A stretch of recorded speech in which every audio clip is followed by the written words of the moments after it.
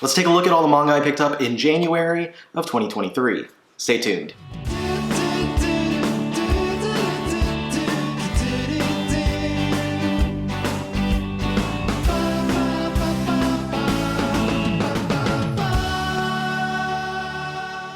Welcome to the January haul video. I've already done a lot of content this month and I did the December haul a little bit earlier, so this is the second haul for the month, but we're looking at everything that I picked up in January. Now starting with this haul video, I'm not doing just manga, but I'm also going to integrate any anime releases and any figure releases related to, manga and those properties that I pick up throughout the month. Especially this month because in comparison to previous months, January was a lot smaller for me. Part of that was because I didn't buy as much stuff since there wasn't like holiday sales going on, which was really why the past two hauls were as big as they were. But also there just weren't as many releases coming out that I was picking up. So let's go ahead and check it out. And we'll start off by looking at some of the new releases from some of the various publishers. First up, I have one release from One Piece Books, and that is Usatoki Rhetoric Volume 2. I really loved the first volume, haven't yet gotten around to read the second one, but it's a great series if you are a fan of detective or mystery titles. Basically, the idea here is the main character is a young girl who can hear lies, and she winds up eventually teaming up with this detective who basically he doesn't lie to her. So that's really nice. If you want a more in-depth review, my friend Colleen over at Colleen's Manga Rex has done a whole review video for the first volume. It's a really great one, and if you're kind of on the edge, like not knowing if you want to pick it up yet or not, go watch their video and hopefully you wind up liking or being intrigued because the first volume was great. I really liked it. Then we've got from Titan, we have a couple of releases. Titan had Kamen Rider Kuga Volume 2 this month, and this was kind of controversial due to some translation issues. I know that Titan released an apology and said that they were going to be reprinting with a different translation for future physical editions of the series. And then the second thing that I got is one that I was very excited about, and that is Afro Samurai Volume 2. This is the reprint from Titan. Originally it was released by 7 Seas, but the 7 Seas release was a lot smaller in trim. It was about this size in trim, so you can see kind of the difference with how big the new edition from Titan is. These are the same trim size as like Western comics like Marvel or DC comics, and printed on really nice paper as well. I really like what Titan decided to do with Afro Samurai. I personally still own the 7 Seas version, but for those who were never able to get the original 7 Seas version, this is really exciting. And we've got a few releases from Square Enix as well. First up is High Score Girl Volume 10. This is the final volume of this series. No word yet if they're going to release the sequel in English, but I really love this one. If you haven't read it yet, it's a really cute, like, coming-of-age childhood romance type story. And then we've got Cherry Magic Volume 6 and My Dress Up Darling Volume 7. Moving on, we've got some releases from Dark Horse. First up, Volume 10 of Mob Psycho 100. They are still taking their time on releasing this series, but we are well past the halfway point at the very least. And then the final volume of the Neon Genesis Evangelion spin-off, the Shinji Ikari Raising Project. This is the final omnibus volume, Volume 6, collecting 16 through 18. I mentioned in a previous video that you'd probably see me hauling that series in my January haul, and I did get this one as well as Volume 5, and I do have 1 through 4, but they are going to be in my February haul, so a little bit of a spoiler for some of the contents of that video. Then we've got... I forgot to grab a couple of the books for Viz. Whereas last month, my stack of Viz releases, if you haven't watched the December haul, go check it out. My stack of Viz releases was like twice as big as any other publisher, for the new releases at least. This time I have Snow White with the Red Hair Volume 23 and Fly Me to the Moon Volume 15. And the ones that I forgot to grab for the video, but I'll put a picture. I'll put a picture of the books like on my desk or something. But I have the first volume of Shoujo Shoten, which I actually used as a prop in my February buyer's guide, and then the new volumes of Boruto, I think 16, and My Hero Academia Volume 33. So that was all the new stuff that I got from Viz this month, or in the month of January. I think think just because most of the Viz releases from January I wound up picking up in December. Like I ordered them in December, so they were part of my December haul. And that's why the Viz stuff was so huge. February is going to be, I think, a much bigger release month again for Viz. Just based on what I've been ordering so far and how many orders I've placed in February so far.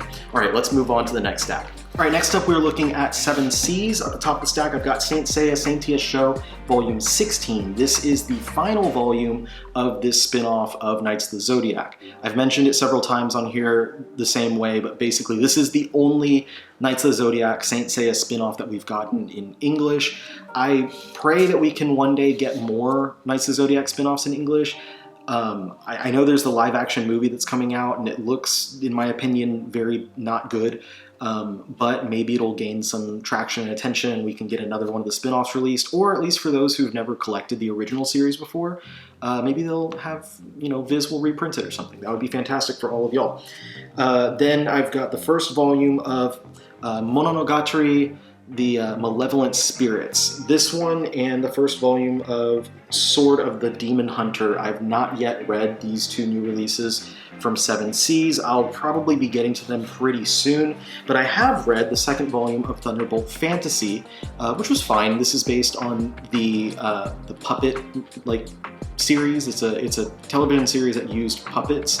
It was like an action adventure type thing. It was fine. The artwork is really fantastic. The story, I think, suffers from being an adaptation of that series.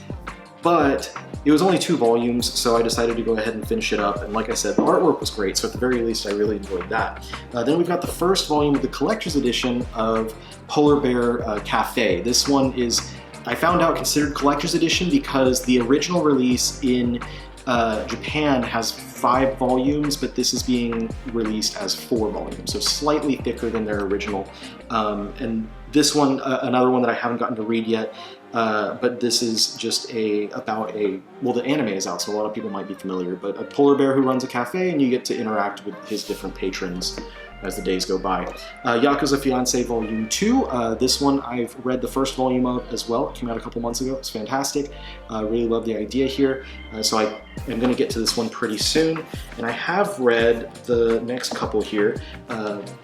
No Longer Heroine Volume 2. This one is a really funny shoujo series where basically the main character, this one who makes the funny faces throughout the series, she believed herself to be the main character of her story, but whenever someone else started dating the guy that she likes, she realized that maybe she's just a side character, so No Longer Heroine, which I wonder if that's a play on No Longer Human.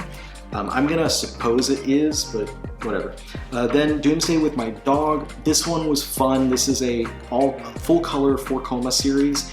And it went places that I didn't really expect it to, like some kind of like sci-fi places with the various characters get introduced into the series. So wholesome, kind of just nice, relaxing thing to read if you need something to pass the time with. And then from Denpa, we got the last volume of Pleasure and Corruption. I should have had this in my December haul, but I accidentally ordered it. I forgot to order it when it first was in my January haul, but this is the final volume of that series from Denpa. Now the last stack I have for new releases, as far as manga goes, is all from Kadansha. So Kadansha wins this month as far as the most new releases. And we start off with something a little bit different. This is the hardcover, the Moon Over the Mountain. This is part of the Maiden's Bookshelf series. I've talked about this in some videos before. These are more like storybooks. You can see like this page is all the words and stuff, and this page is the pictures, and that's pretty much how most of these are. You get some double page spreads. Really beautiful artwork in these. It kind of, the style, the way it reminds me, the way it's presented is kind of like the old Little Gold books that we used to have when we were little kids. Little Golden Book, I think is what they're called, just for weeps. But really beautifully illustrated book here. However, I have to say that keep in mind it is only about 50 pages, and the cover price is $20. So it is pretty pricey for the amount of content you get, but the artwork is all full color, and they're really, really, really nicely illustrated. Then we've got a condition called Love Volume 1. This is the first physical volume, of course, of a very, very loved kind of modern shoujo series, one that a lot of shoujo fans were hoping was going to get a release in English. So it was very exciting to see this one. A lot of people were very excited when it got announced last summer, and now we finally have it. This was a fun first volume. I think that it's very cute, and our main character, or the main male character, Hananoi, I described him on Twitter a little bit more vulgarly, but I said he's a dork. He's a total dork. And I say that affectionately, but he's a total dork. Which is fine, because I'm a total dork too, so I can relate. Then we get from Shuzo Oshimi the newest volume of Welcome Back, Alice. This series is ongoing currently alongside Blood on the Tracks, and is very different between the two series, I'll just say that. But if you're a fan of Oshimi, you'll probably enjoy that one.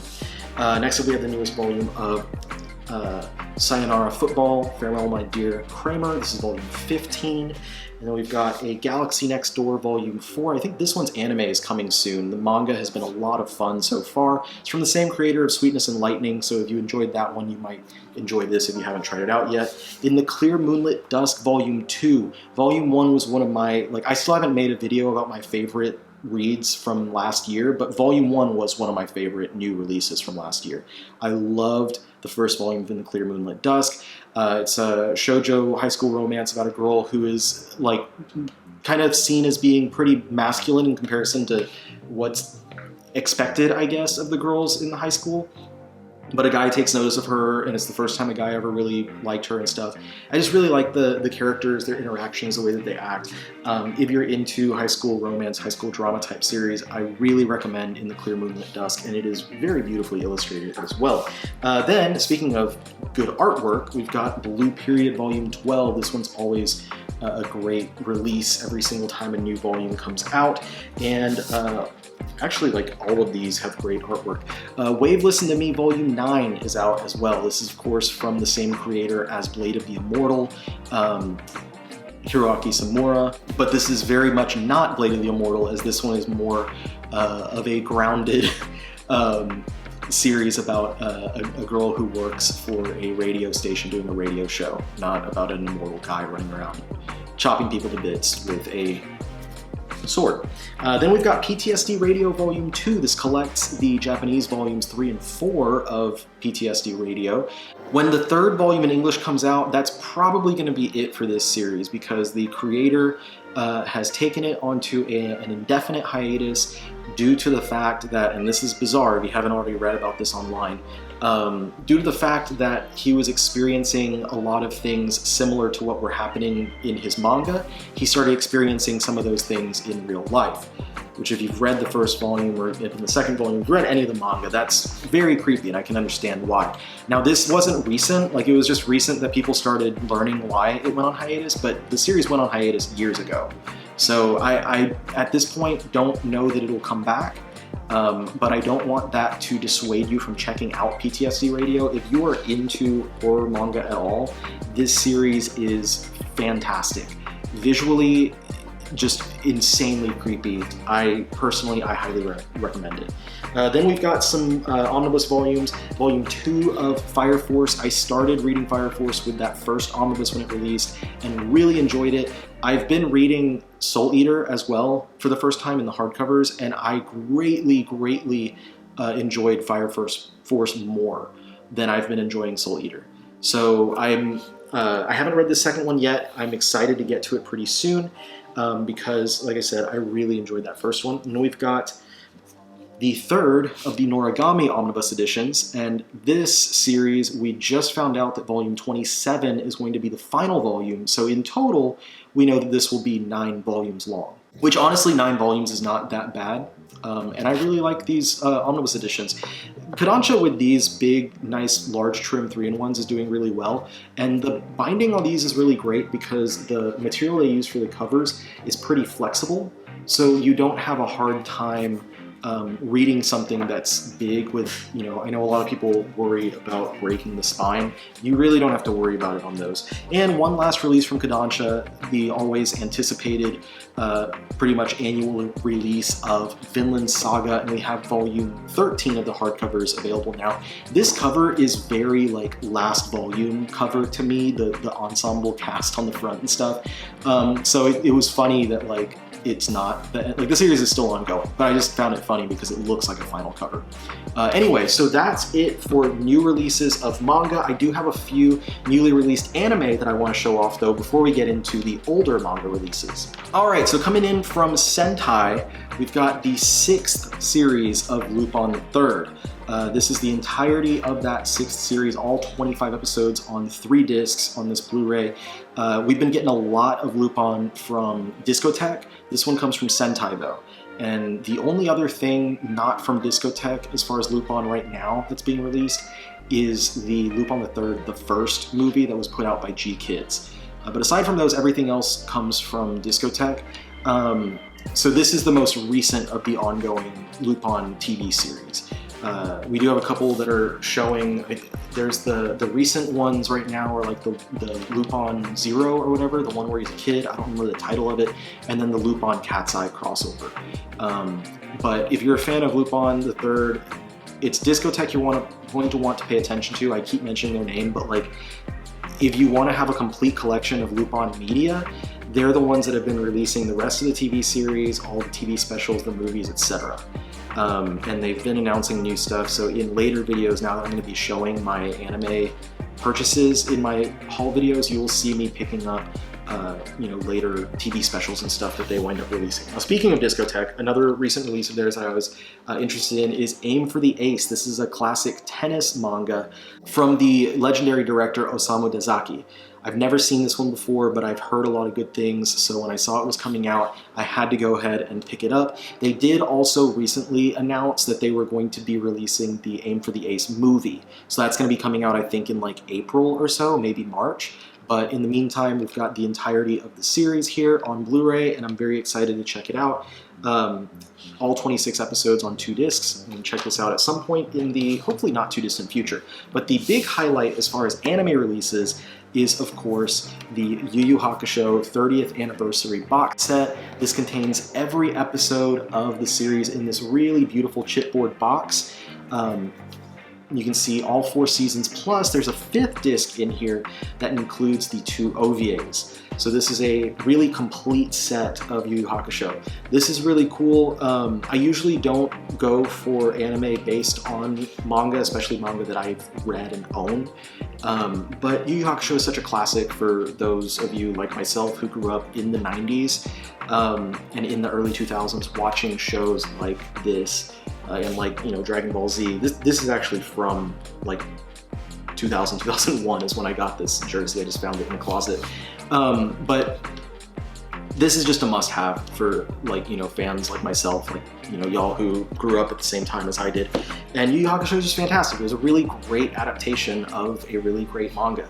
So I'm glad to have it in my collection in this really nice set. Unfortunately, I didn't realize how limited this release was. So I didn't realize how lucky I was to actually get my hands on one, because now it's just completely unavailable. Hopefully, for those of you who weren't able to get this box set, because it is really fantastic, hopefully they do a re-release.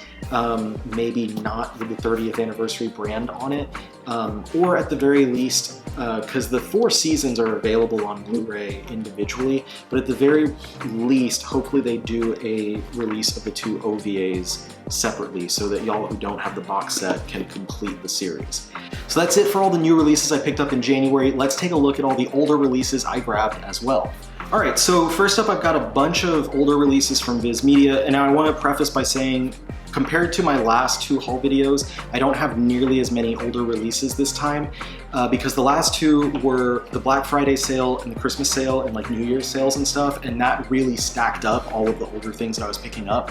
This time it's just any like things I've been waiting on reprints for, and with that it's just a kind of a few things from Viz, and then something else that's a little bit cool that I'll show after the Viz stuff. Anyway, so I've got volume 34 of Skip Beat. This one I was waiting on a reprint for, but I found a copy on eBay for cheap, so I picked up that from eBay. And then we've got volumes 9, 10, 11, 24, and the final volume 25 of Kami-sama Kiss. And I can confirm for you right now that my February haul will be the rest of Kami-sama Kiss. So that one I finally was able to pick up the remaining volumes that I needed. And I also, in my February haul, when I make that video next month, will have a few other Shoujo Beat titles completed. So that's really fun. All right, so next from Viz, and this is a big one, and I'm really excited that it got reprinted, and I was able to buy it last month. And that, of course, is the Nausicaa and the Valley of the Wind box set, the classic from Hayao Miyazaki. So, of course, I've seen the movie. It's in my collection. I love the movie, but I never read the manga, and I've been told multiple times by multiple people, you need to get the manga, it's fantastic. And I'm like, okay. I never picked it up, and the box set went in and out of availability, and most recently I was like, you know what, I think it's time that I grab it, and I didn't. And finally, luckily in January, they had it available again, and this amazing hardcover set, both hardcovers here, collecting the entirety of Miyazaki's Nausicaa manga.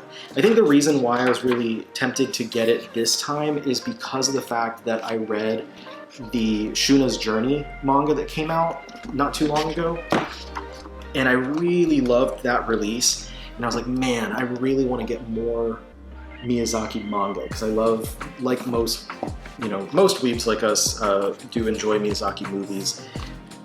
I do have every Studio Ghibli and every Miyazaki movie in my anime collection, in my Blu-ray collection, but I didn't have the Nausicaa manga, and so finally I went ahead and moved on that, and I'm so happy that I did.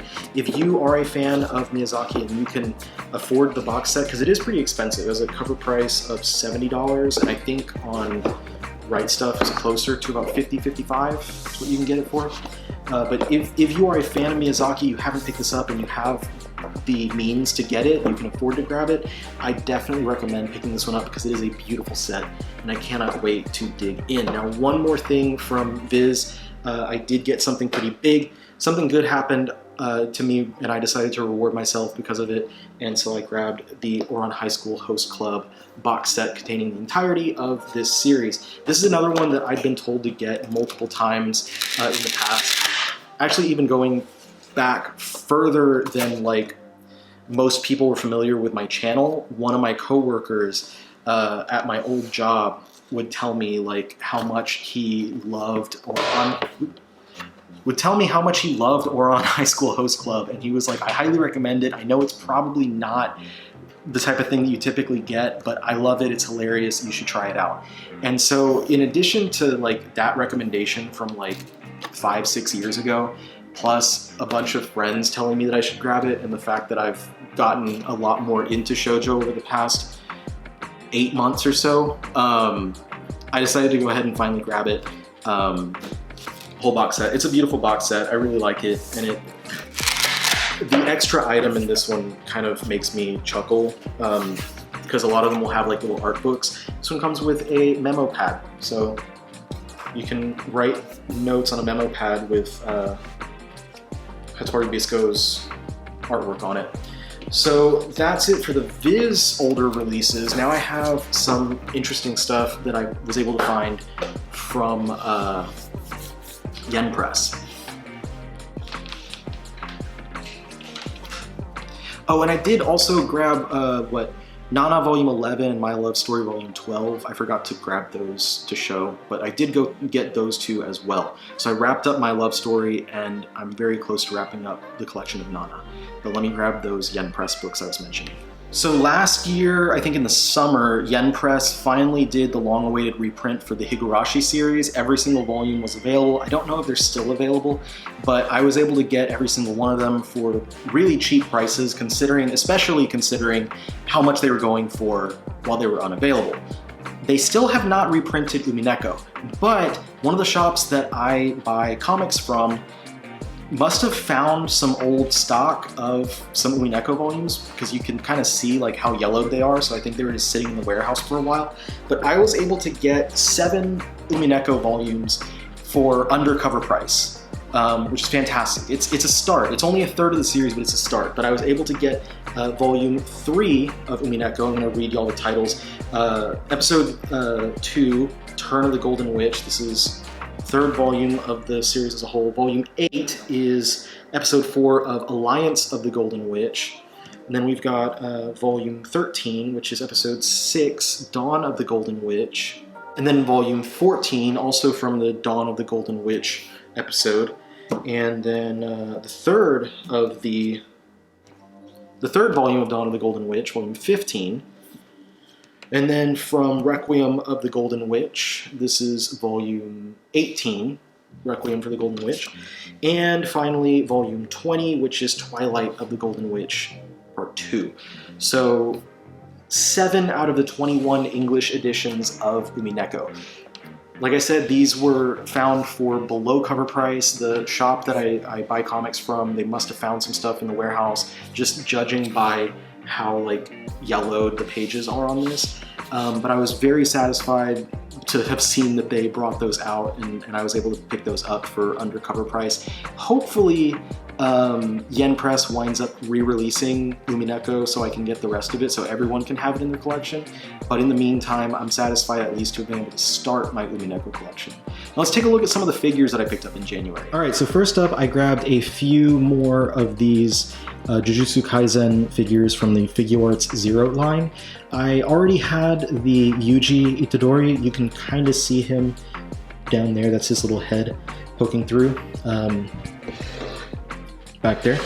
But I grabbed the rest of the ones in this series because I think that they're all fantastic. I'm going to admit, it's not a bad figure, but my least favorite is the Gojo, just because, I don't know, it's very cool, but in comparison with like what Megumi and Nobara have going on, I just think that Gojo is not the most exciting of the three. Like, he's just got some colorful squigglies coming off of him, is basically just what it looks like, which is more or less what they did for Yuji.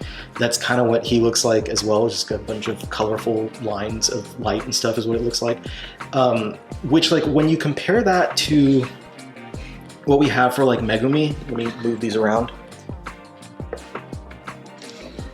This is such a wonderfully interesting and detailed base that he comes on, and he's got an alternate head. I've got the one where he's got some blood on his eyes. He's got an alternate head. He's got all these things coming off of him on the base. There's, even on the bottom, you can see little creatures molded in. Like, it's a fantastic looking figure. This one I was extremely satisfied with. I think that it also is priced higher than the others, but that makes sense, just the size of it and the amount of detail that have gone into this one. And then the third one, of course, is Nobara. And when I saw the Nobara one online, I wasn't terribly crazy about her because it didn't really seem as interesting to me, but getting it in person, she's very wonderfully detailed. I'm so happy that I decided to get this entire line of figures, but she is just really, really nicely sculpted. So if you are a fan of JJK like myself, I recommend these. These are not the cheapest figures. If you want something that's a little bit more interesting visually, that has like a nice stand, that it's on a nice, not just the figure alone, these Figuarts Zero ones are good. I think on average, each of these, including Gojo and including Yuji, each one on average is probably like $80 to $90. But the price does fluctuate a little bit, of course, depending on the figure and where you buy it from. Next, I've got these Trigun Badlands Rumble figures. Of course, very much inspired to get some Trigun figures because of Stampede currently running. I'm enjoying Stampede enough. I still prefer the original anime, but I even more so prefer the manga. And I was like, you know what? I don't have any Trigun representation on my shelves. I haven't found the best place to put these just yet, so they're not in my background as of now, but here they are. So these, if you look on eBay or whatever, I bought these used. New ones go for stupid prices. These were used and they're in really good condition, all things considered. I'll point out some flaws in a little bit, but we've got the Nicholas D. Wolfwood, of course, who's my favorite character from the series, and then the standard Vash, and then you get the black and silver variant Vash. And the variant Vash is fantastic. I think that all of them look great, but the variant Vash is just really nicely sculpted. I love all the effects that they have on him. You kind of can put these little light effects on his shoulders. Really, really fantastic figure. Now there is a deluxe version that comes with like an extra head, and of course you can see that I don't have a gun in his hand here. I only had one Vash gun, unfortunately. One of my friends might be able to 3D print me a gun, and that'll be cool. The other thing that I want to point out, another flaw from buying used, I don't have Vash's sunglasses. I do, but they're broken. And I don't have the glue to kind of try and stick them back together, but it's fine. I think that they look fantastic, whether with the glasses or not. Both of these Vashes look amazing. Another flaw is that this one of his legs is disconnected, so if I grab it from the torso, it'll disconnect from one of the legs. Fortunately, that flaw doesn't really matter for the most of the time, because he stands just perfectly without you knowing that he's broken unless I point it out. But these are both beautiful, beautiful, beautiful Vash figures.